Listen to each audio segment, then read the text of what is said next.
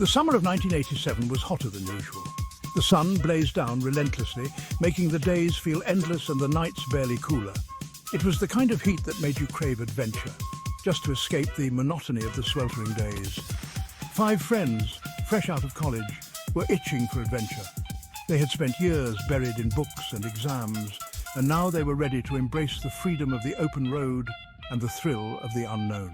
Mark, the athletic one, always ready for a physical challenge. Emily, the artist with her sketchbook in hand. John, the jokester, whose laughter was infectious. Jessica, the level-headed one, who kept us all grounded. And me, Sarah, the quiet observer, who loved to take in the world around me and capture it in words. We decided on a weekend trip to Slender Woods. It was a place shrouded in mystery and local legends, but to us, it was just another adventure waiting to be had. The legend of Slender Woods was the last thing on their minds as they loaded the car with tents, food, and youthful exuberance. They were more focused on the excitement of the journey and the promise of a weekend away from the mundane. They arrived at the edge of the woods as the sun began to dip below the horizon. The sky was painted in hues of orange and pink, casting a magical glow over the landscape. The air was thick with the smell of pine and damp earth. It was a scent that promised adventure and whispered secrets of the forest. As they unloaded their gear, John regaled them with exaggerated tales of the Slender Man, a mythical creature said to inhabit the woods. His stories were filled with dramatic pauses and wild gestures, making everyone laugh. His attempts to spook the group were met with laughter and playful jabs. They teased him about his overactive imagination, but secretly they all loved his stories. Little did they know the woods held secrets far more sinister than any campfire story.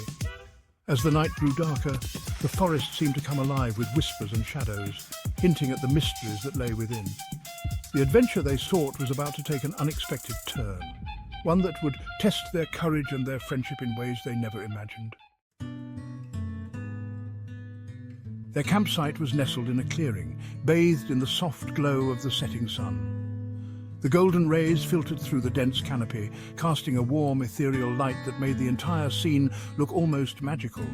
It was the perfect setting for an evening of camaraderie and storytelling. John and Mark wrestled playfully as they set up the tents, their laughter ringing through the trees.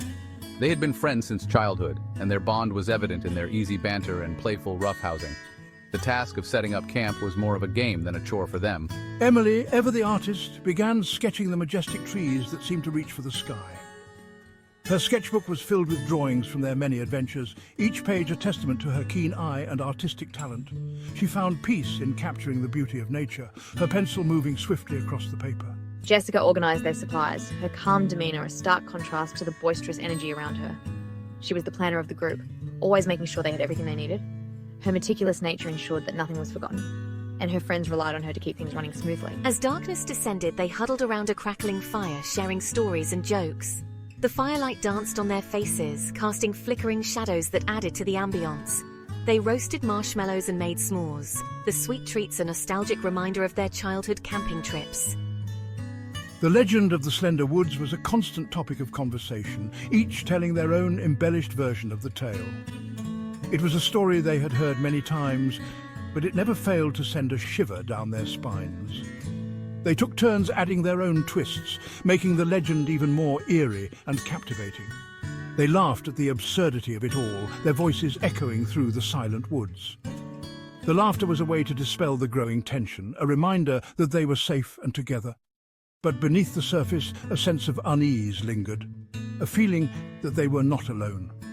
But with each passing moment, the forest seemed to press in closer, the shadows growing longer and more menacing. The once welcoming trees now appeared as dark sentinels, their branches reaching out like skeletal fingers. The air grew colder, and the sounds of the night seemed to grow louder and more ominous. A subtle unease began to creep into their hearts, masked by forced smiles and nervous glances. They tried to shake off the feeling, attributing it to the spooky stories and the encroaching darkness. But deep down, they couldn't ignore the sense that something was watching them, hidden in the shadows of the Slender Woods. The once comforting crackling of the fire now seemed to amplify the silence of the woods. The air, once filled with the aroma of pine, now carried a faint metallic tang. John's jokes, usually met with raucous laughter, were now met with strained smiles. The shadows cast by the fire danced ominously, taking on grotesque shapes that sent shivers down their spines. Guys, do you ever feel like we're being watched? Emily asked, her voice barely above a whisper. Her question hung in the air, heavy with unspoken fear. John, attempting to break the tension, chuckled nervously. Jessica, ever the pragmatist, suggested they turn in for the night, attributing their unease to exhaustion and an overactive imagination. The first rays of dawn pierced through the dense canopy, casting long, eerie shadows across the campsite. The air was thick with an unsettling silence. Sarah stirred from her restless sleep, her heart pounding in her chest. Something felt wrong. She glanced around the campsite, her blood turning to ice. Mark, their protector, their rock, was gone. Panic seized her. "Mark!" she called out, her voice trembling. "Mark, where are you?" The others, awakened by her frantic cries, stumbled out of their tents. They searched the campsite and surrounding woods, their calls for their missing friend echoing through the silent trees. But there was no sign of him. The only evidence of his presence was his abandoned sleeping bag lying open on the ground. The carefree joy of their arrival had evaporated, replaced by a chilling fear that clung to them like a shroud. The laughter and excitement that had filled the air just hours ago were now distant memories, replaced by an oppressive silence that seemed to amplify their every breath and heartbeat.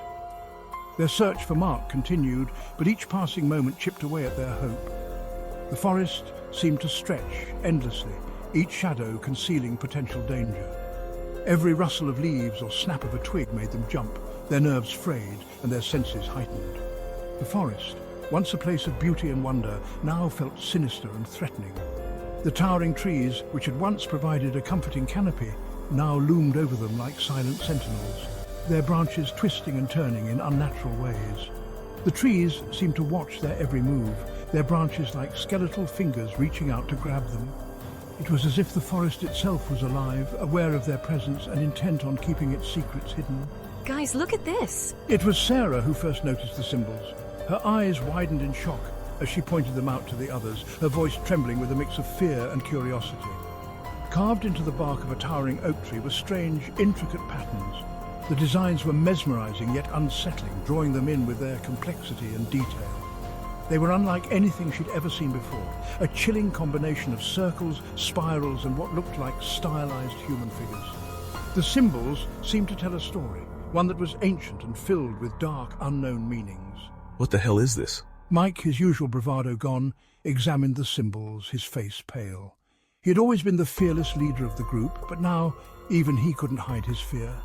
The symbols were scattered throughout the woods, appearing on trees, rocks, even etched into the damp earth. It was as if the entire forest was marked by these eerie carvings, each one adding to the growing sense of dread that enveloped them.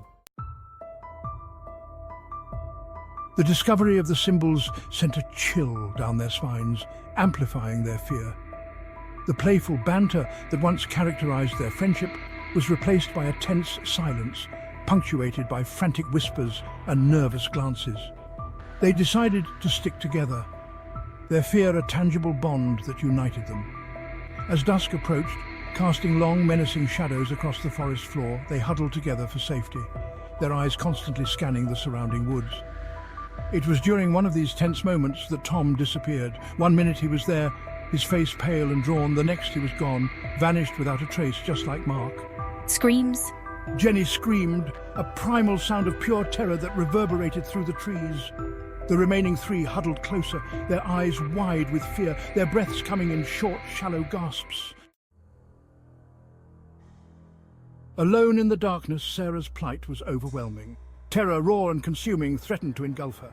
My heart hammered against my ribs, each beat a deafening roar in my ears. The forest, once a place of solace, now pulsed with unseen menace. She was alone. The weight of my friends' disappearances pressed down on me, a crushing burden of fear and despair. The silence of the woods was shattered by Jessica's scream, a piercing shriek that tore through the night. I whirled around, my blood turning to ice. Jessica was gone, vanished into the darkness, leaving me utterly alone. Panic threatened to consume her, but she fought it back, clinging to a sliver of hope. I had to get out of the woods, had to escape the nightmare that had claimed my friends. Guided by the pale glow of the moon, she ran. A rescue mission in vain, no trace remained. The first rays of dawn found Sarah stumbling out of the woods, her clothes torn, her face streaked with tears and dirt. She had survived the night, but at a terrible cost. The authorities were immediately alerted, a search and rescue team dispatched to the depths of Slender Woods. They scoured the area, their calls for the missing hikers echoing through the silent trees. Days turned into weeks, hope dwindling with each passing hour. The search party found no trace of my friends, no sign of a struggle, no indication of what might have befallen them. The only evidence of their presence were their abandoned belongings and the chilling symbols carved into the ancient trees. The eerie aftermath whispers linger on. The disappearance of the four friends cast a long shadow over the small town near Slender Woods. Whispers of the tragedy followed those who dared to venture into the woods, tales told in hushed tones around campfires. The forest, once a place of recreation, became a place of dread, shunned by locals and visitors alike. Hikers reported seeing fleeting shadows, hearing disembodied whispers carried on the wind. Some claim to have seen the Slender Man himself, a tall, gaunt figure lurking at the edge of their vision. Sarah, forever scarred by the events of that fateful summer, never fully recovered. Slender Woods, forever shrouded in mystery, remained a silent sentinel guarding its secrets. The trees, ancient and gnarled, whispered tales of the missing hikers, their branches swaying in a mournful lament. The strange symbols carved into their bark served as a chilling reminder of the darkness that lurked beneath the surface of the world, a darkness that could claim even the most vibrant of souls. The woods stood as a testament to the enduring power of fear, a place where reality blurred with nightmare and where some questions were better left unanswered. The legend of the Slender Man lived on, fueled by whispered tales and the chilling truth that some mysteries are never meant to be solved.